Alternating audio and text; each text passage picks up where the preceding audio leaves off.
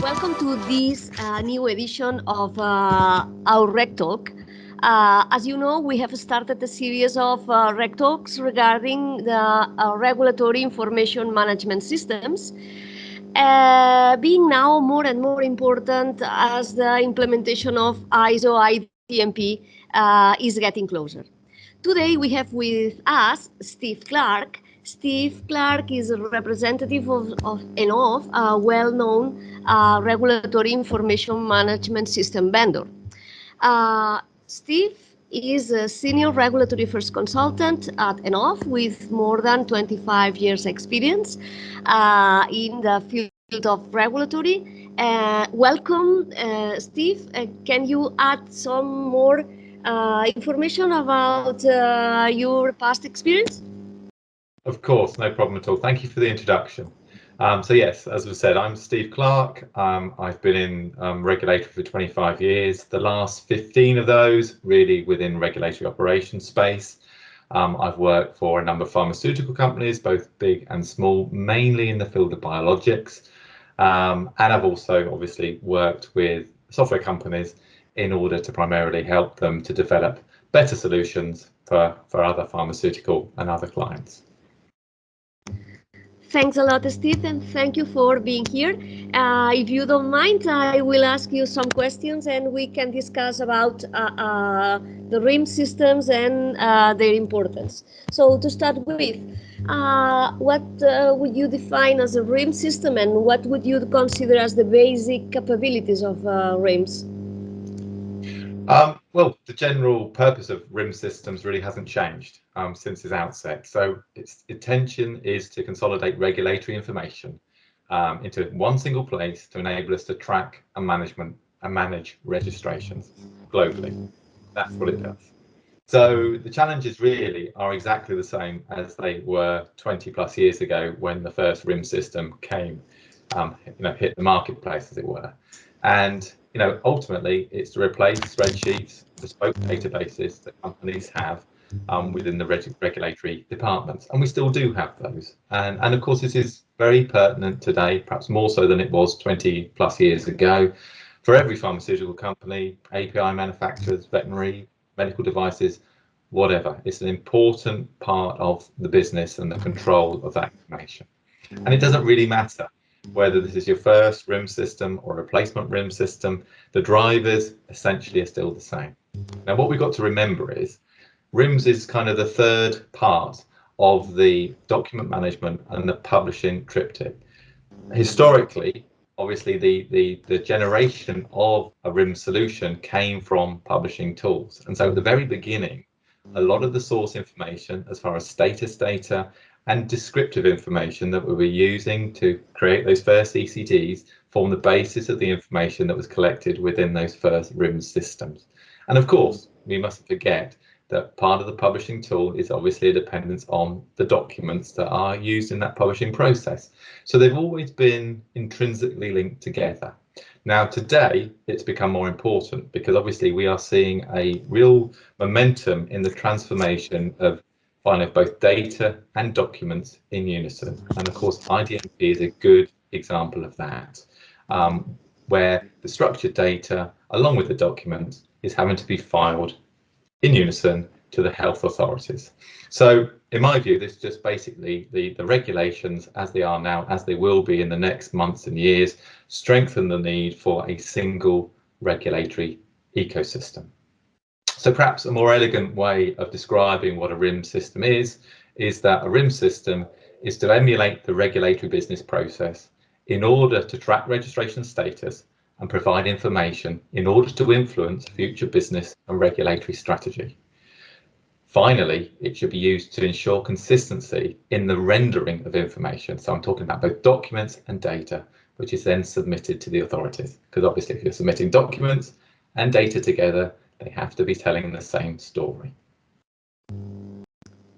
Thank you. This is very clear. Thank you for the explanation. And another question is, what are, in your opinion, the key factors leading companies towards implementing a RIMS system?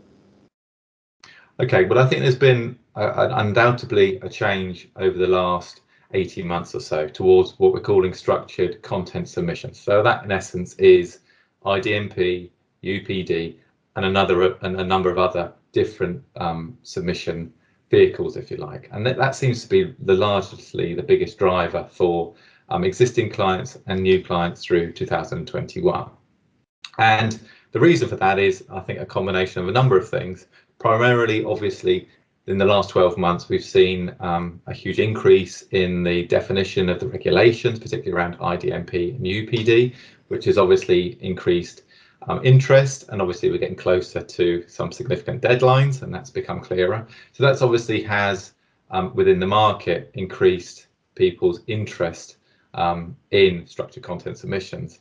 But also from an Ennov point of view, you know, we, along with one or two other software providers, have been very proactive within this space, certainly over the last few years, but certainly this has ramped up in the last 18 months, being involved in a number of agency forums, helping to test certain aspects of IDMP processes and providing demonstrations to our existing clients as well as other potentially new clients, and obviously participating in some other initiatives and other forums in order to show what needs to happen as far as the software in order to provide a successful IDMP or UPD submission. Now, that's really where we're seeing new business. I suppose the other more consistent source of business has been the need for companies to refresh their regulatory infrastructure. And there are a small number of IT companies, including Ennov, that can provide a unified regulatory platform, including both hosted, multi-tenant environments. There is now like a new wave of options and a new level of flexibility that's available, which I think is very attractive to those companies that, you know, perhaps have had a document management system for, you know, a significant number of years. You know, they've obviously very comfortable with their publishing tool and are looking at maybe refreshing their RIMS environment primarily, but then see the value in perhaps looking slightly wider and really looking at the regulatory ecosystem as a whole in order to upgrade everything in one fell swoop, in a sense. And of course, those that are interested in IDMP, you know, you can see from a technology point of view, there are roles to play within the new processes for both, obviously, the data itself that contained within RIMS, but also the role of the publishing tool, and to a certain extent, the document management, as I've already sort of discussed. Often, RIMS projects are part of a suite of IT projects.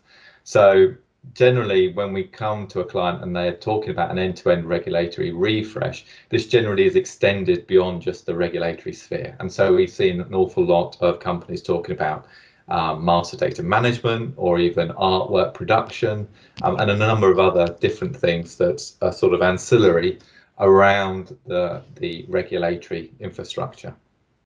Although this is obviously advantageous to the RIMS implementation, because obviously the more parties that are involved, the more significant that the change becomes, and it obviously makes sense to integrate your RIMS solution, particularly with other solutions within the organization, in order to share data and information efficiently and rapidly.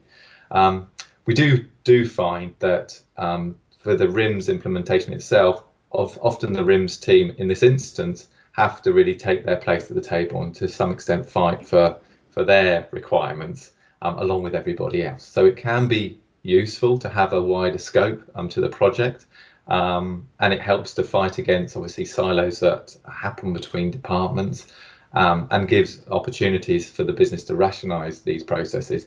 But it does add some additional pressures, if you like, on the regulatory team to really express what they need and get the best RIMS solution for them. I think finally also, RIMS used to be seen exclusively as a compliance tool. However, I think we've seen a significant change over the last few years where the RIMS system is particularly one that tightly tracks the regulatory process and controls the regulatory information, is becoming much more commonly appreciated. And so it's sort of now become much more a central part of the information flow through some organisations, because it contains such unique and valuable intellectual property. So I think there are the three reasons. One is the structured content. Secondly is the need to refresh the regulatory infrastructure. And then thirdly is the role of RIMS wider within the organisation as a source of business information. Excellently summarized. Thank you very much, Steve. So it's not only compliance with new regulations, IDMP, UPD, but also the need of operational efficiency and most transversal source of information. I agree. Yes. I totally agree with you. Yeah. In terms of the size of the company portfolio, does it make a difference depending on the size of the company, portfolio, revenue, or number of activities, or annual regulatory actions in the choice or in the selection of RIMS? No, not really. I think that was something perhaps of yesteryear, and certainly in the last few years. Company size, revenue, the activities that a company is doing are not really single determinants for the requirements of a RIMS system. Whereas in the past, we'd have, and I'm talking 15, 20 years ago, it would be the large multinationals that were largely interested in RIMS solutions, or big global biotechnology companies. Or even we saw, say, maybe 10 years ago, down to the mid-sized pharma companies that were seeing the value in a RIM solution just because of their size and the number of registered products they had. This has now changed, and we see quite a good number now of small innovator companies. Perhaps they're just preparing for their first registration in their first country. It's their first product, and they see great value in a RIM system. I mean, obviously they don't need the complexity and the whistles and bells that a larger company would need, but they do see the value in controlling the regulatory information, both for regulatory means but also for commercial activities. So I think really what drives the need for a RIM solution is basically the implicitly complicated systems that we have for global registrations. And that's equally as applicable if you're just, as I said, have one product in one company, as if you had 100 products in 100 companies.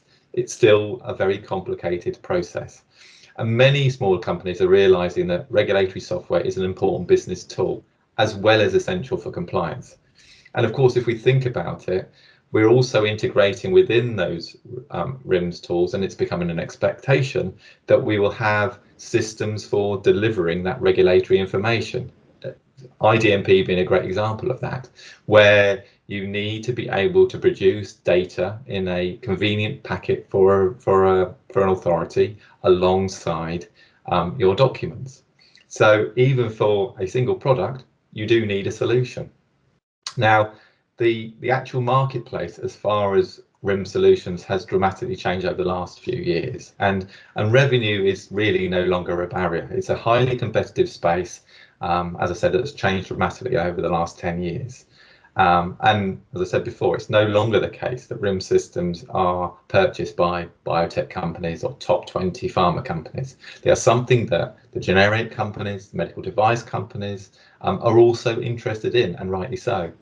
Everybody can benefit from these tools, as using a RIM system to better understand the status of registrations and related data to the business is immense. So having the right RIM system that really exploits these benefits is a real value, while of course it helps you to meet whatever your regulatory obligations may be.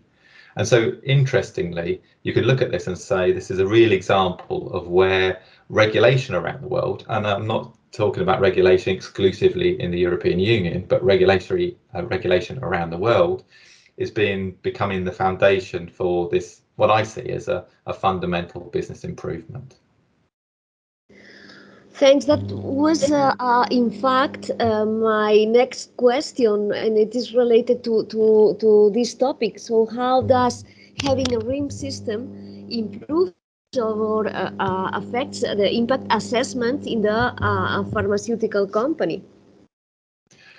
Well, I suppose there's a number of really quite obvious answers to that, and so obviously the first one is a RIM system helps you to understand the mechanics of the regulatory process.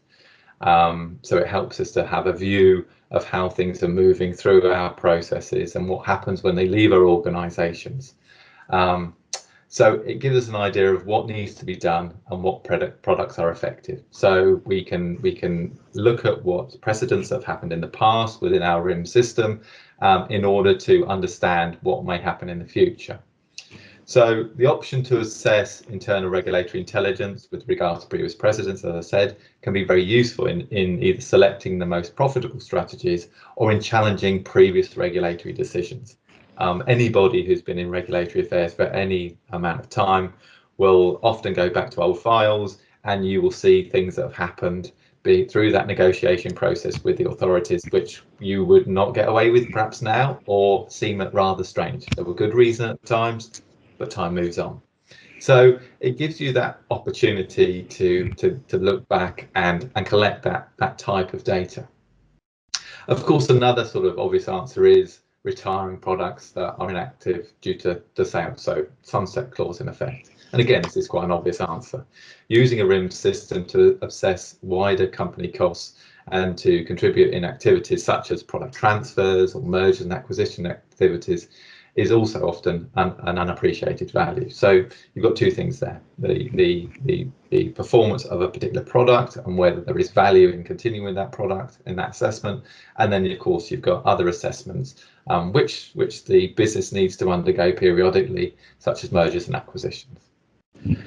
Perhaps the more interesting, and I think probably the one thing of singularly most impactful benefit, is when you use the RIMS as part of other data in making a wider organisational assessment. So companies that are regarding regulatory as a controllable cost rather than a compliance overhead, and therefore using the data collected within RIMS with other sources to understand actual costs of changes within the organisation.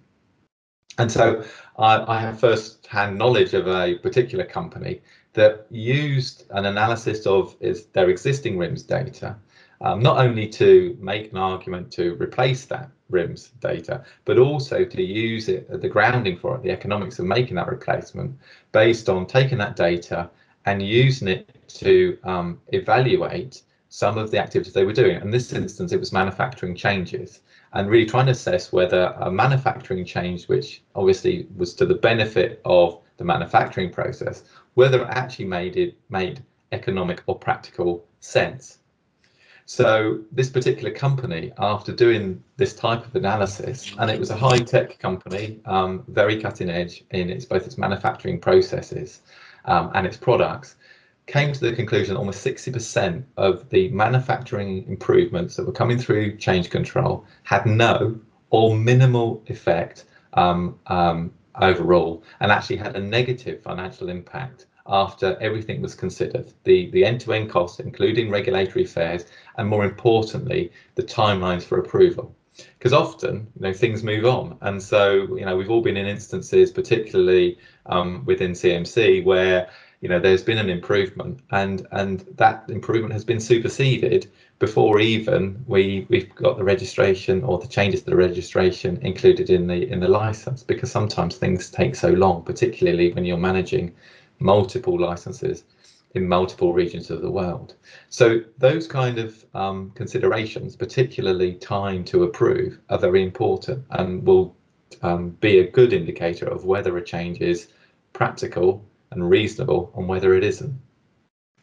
Finally, a RIM system able to integrate directly with obviously the company quality system, as is the case with the Ennov system, is extremely advantageous, because obviously most of the sources of information for a regulatory impact assessment come from the quality side of the organisation. And so a direct communication between your RIM system and the quality system, back and forth, obviously provides a huge amount of efficiencies. And so by immediately saying that, I'm then opening up from the three components of a regulatory system of document management, of information management and publishing. I'm immediately opening up to actually there are four, and we should include the quality, the QMS part of that grouping of very much related pieces of software. Very interesting this example you put about the change control, because I never heard before about this use of a RIM system to evaluate the efficiency or to evaluate the degree of optimization of processes using RIMS. I'm in contact with companies that with a small number of products are using the RIMS system, for instance, to control the licenses given to the business agreements or to other users, and it is very interesting indeed to having a RIM system allowing to do this analysis. And then you mentioned another very important point, which is communication among systems in the company, which is essential. Yeah. Yes. Unfortunately, I can't tell you what the companies that did that analysis, but I think it was quite astounding when we kind of went through the data to actually uncover this. And it was an eye-opener for the senior management at that company. Obviously, it made a huge difference and certainly changed the dynamic as far as the evaluation of manufacturing changes. And sort of, in a sense, just broke down a silo, moved the group that were judging whether a change would happen into a slightly wider group to get a much more rounded, more appropriate decision. Thanks. So another totally different topic. People tend to think that the RIM systems are specific to human medicines. What do you think about it? Can RIM systems be useful for other business? Well, RIMS systems are definitely not specific to human medicine. I mean, as they say in the name, they are regulatory information management. So anything that requires regulatory information can be contained within RIMS, absolutely. They have a crucial role both in veterinary, consumer health, medical device products, as well as even API manufacture, and the list will go on and on and on. Just to give you a kind of context, as far as Ennov is concerned, we have almost as many veterinary customers as we do human medicine customers. So that's the kind of balance within our business, and I think that's a very fair reflection on where a RIM system can be used. And of course, when I'm saying about pharmaceutical products, I'm also including in medical devices, because invariably a company, even if they feel that they are wholly a pharmaceutics company, invariably there will be a medical device somewhere in one of their products, I virtually guarantee. So it's applicable to virtually every facet of the different companies that use it. And of course, we must remember, in fact, that UPD is due for implementation before IDMP. And so, we've got February when UPD comes into force. And they are very, very similar structured contents initiatives. Obviously, UPD doesn't have the complication of the transfer of data in the same way that IDMP and the business process around that. But yes, actually, in this instance, the veterinary, in a sense, kind of leads the way. And so, of course, they do need a RIM system in order to manage that level of data that they need to provide with. There are also very similar initiatives for medical devices, particularly in Europe, but elsewhere. And of course, there are more progressive initiatives around the world in the US and in other locations. So really all sectors benefit from a RIMS tool and of course, along with that, a RIMS strategy and governance. Certainly. So IDMP, UPD, UDAMED. So we have many initiatives that without a RIM system are difficult to fulfill for companies. And regarding in the company organization, what who do you think that are the key users of a RIM system? Well, again, I mean, the data we collect, and you've got to remember that in the last 20 years, the amount of data that we're collecting within a RIM system has increased exponentially. So there's a huge amount of data there. Obviously, there's a progressively more data that's being shared from other systems into the RIM system and vice versa. So it's a far more complicated animal than it was 10 years ago even.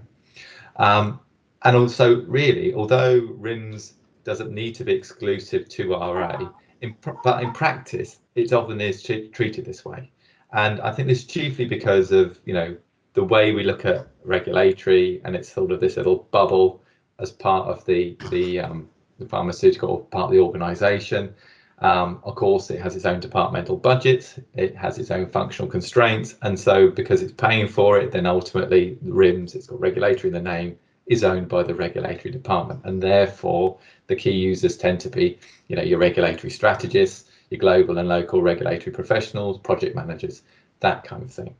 But the regulatory information can be exchanged with other systems, and I think this is an important thing to take home. And so, even though the RIM system itself might not be available, the data certainly can be. And so Ennov, we have really gone to a great, degree in order to be able to expose the data contained within RIMS to other systems via our data mart. And so I think really, if anybody is looking at a new RIM system for the future, this is a very important thing. How easy can your potential new RIM solution consume and exchange information with all of the other groups around you, whether that's directly into other systems, or whether it's just a straight, a group wants to consume information periodically. I mean, it could be, I don't know, intellectual property. They only want to actually see a report twice a year, but it's important that they have access to that information. Not only that the information is there and is correct, but it's in a consumable, format for them to use. As I said, it's important that when data is exchanged, obviously, that it's being used in the right way and the context is understood. So you can't just share data willy-nilly with whatever systems. You need to be asking the same question. And so that's an important part to understand. Taking a really silly example, the approval for a bundle of variations, does that approval apply to all of the variations, or does it just apply to a subset of those variations? Obviously, if you made the wrong decision or a system picked that up and got the wrong idea because of the context around it, then that could be very dangerous for the company. So to sort of look at who should be using this data to sort of get more a macro picture of where the RIM system sits and who should be using it, who should be interested in it. Typically, the consumers of this data can be as diverse as clinical management, artwork and labelling, obviously pharmacovigilance, that's an obvious one, quality management, portfolio management, for instance, advertising, as I've said, intellectual property, sales and marketing. I mean, the list goes on and on.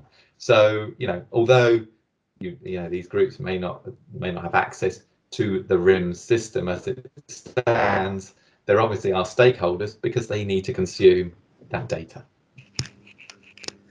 Thank you, Steve. Another question, the moment of implementation is always critical. So how important do you think having an implementation partner is? Well, I mean, the bottom line is having a kind of a world-class implementation partner such as Asphalion is extremely important, and I think that sort of goes without saying, because the implementation of a RIMS system requires a number of fields of expertise, and although many software vendors provide implementation services, this obviously isn't their core business. And so using implementation partners can really save a lot of time and therefore a lot of money. And so I think it's something, well, I think it's almost a given that an implementation partner needs to be part of your RIMS planning and your RIMS program. Ennov recognise this fact, and so although we do have obviously internal experts in these fields, they are used primarily to complement and support our various implementation partners, both external ones such as Asphalion or directly with our clients. But obviously the goal is to support. It's not necessary to lead that level of implementation, because we see that it's a very specialised field, and it's something that is specific just to the RIMS implementation. Afterwards, obviously you won't need those skills. It's sometimes very difficult to find people within an organisation that, one, have those skills, and two, are available. I mean, that's the biggest driver for a project, is people's availability, because rolling out any new software system is a period relatively short but of quite intense work. So the thing is, a company like Asphalion will help you to navigate the RIMS space and identify what the key benefits for your particular company and your particular situation. So that's very important, to make sure that you have the right fit as far as the RIMS solution and what you require it to do. Essentially, all clients have either a semi-structured or a structured regulatory data, depending on where you are in that continuum, as far as whether it's your first RIM system or whether it's a refresh. You've done this before, and it may be the case that, as I said in the past, that you're replacing a bespoke database or spreadsheet, or maybe just a very old RIM system that was fit for purpose, did a great job 10 years ago, but maybe that's no longer the case. We often hear that quoted that knowing your data is key, and however, understanding the regulatory context of the regulatory information is important, it's only actually half the story. Having this information and also understanding the relationships of that data in your current database is another. And so this becomes very unique and technical work. And so a proven partner like Asphalion that helps you, they understand the regulatory content. They will very quickly pick up your data, but they will also understand what your previous system's capabilities are, is really important. So you sort of build up that history. And so having a group like Asphalion to do that for you, one, saves you a lot of time. And I think, if providing they work well with your chosen software vendor is a real coup. So you really need to find the software vendor and a company like Asphalion that work very tightly together. And so probably this is stating the obvious, but choosing an implementation partner that both has experience of your incumbent system, so if you're replacing a RIM system, and the new system is absolutely key. Thank you, Steve. I totally agree with you. It is important to highlight that companies like Ennov and Asphalion have a complementary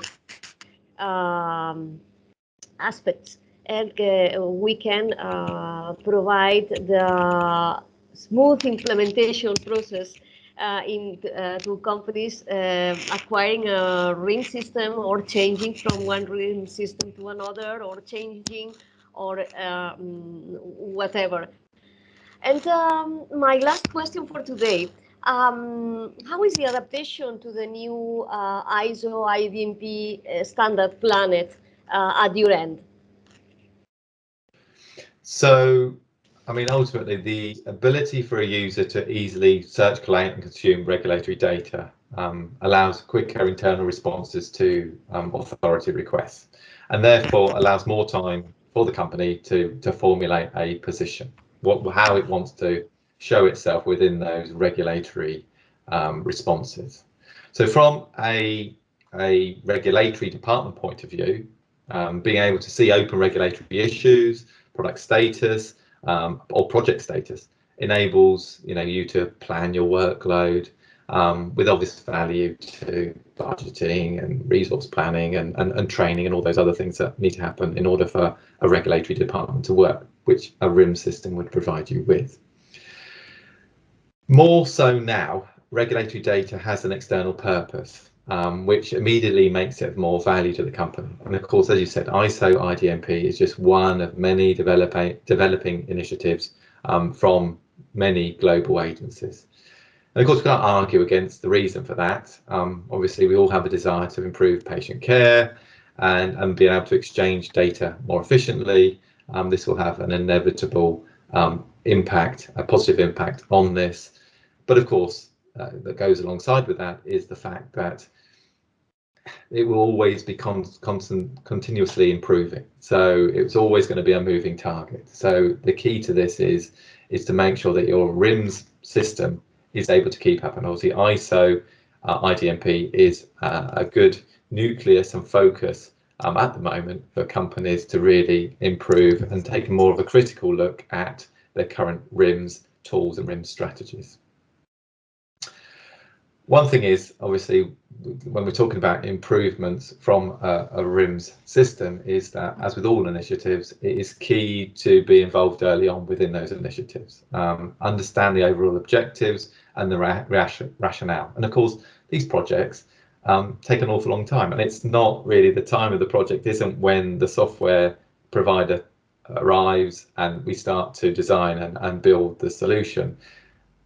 You know, there are many years of preparation that have happened before then within the pharmaceutical company. So it is quite important, and I found this being part of a large group within a pharmaceutical company, that periodically reminding yourself of what the overall objectives are very important, because it's very easy as time moves on and you know all these things are happening around you to kind of lose why you're doing this.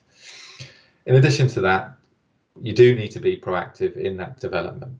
It really is the devil is in the detail, and to get that sort of satisfaction with the final solution, that it really seamlessly merges into your existing business processes or improved business processes, means that you really do need to really understand the detail and be able to dot the I's and cross the T's, as they say.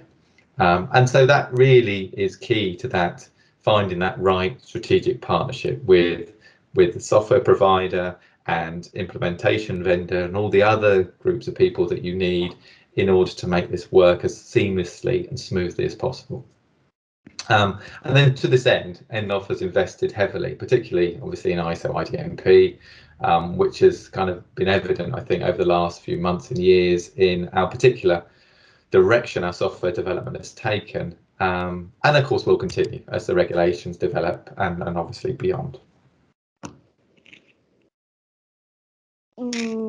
Thanks a lot, Steve. I totally agree with you. And we are running out of time, so it's time to say thank you. I'm grateful to you for your contribution, your extremely useful information and ideas that you gave us in this RegTalks. So thank you so much on behalf of Asphalion, Steve. And looking forward to continue working together. No problem at all. Always a pleasure, and I hope that's of some use to somebody. Okay, have a nice day. And you too. Bye-bye. Bye.